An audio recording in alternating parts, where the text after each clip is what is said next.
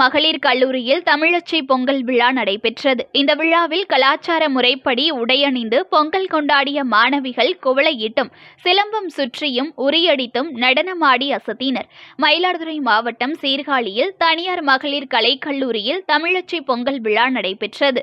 சீர்காழி வட்டாட்சியர் அருள்ஜோதி பொங்கல் வைத்து விழாவை தொடங்கி வைத்தார். இதனைத் தொடர்ந்து கல்லூரியில் பயிலும் இந்து, இஸ்லாமியர், கிறிஸ்துவர், ஜெயின் என அனைத்து சமூகத்தைச் சேர்ந்த 1000க்கும் மேற்பட்ட மாணவிகள் சேலை, பாவாடை தாவணி என பல்வேறு கலாச்சார உடையணிந்து வந்து விழாவில் பங்கேற்று பொங்கல் பானைகளை வைத்து ஒன்றாக கொண்டாடி மகிழ்ந்தனர்.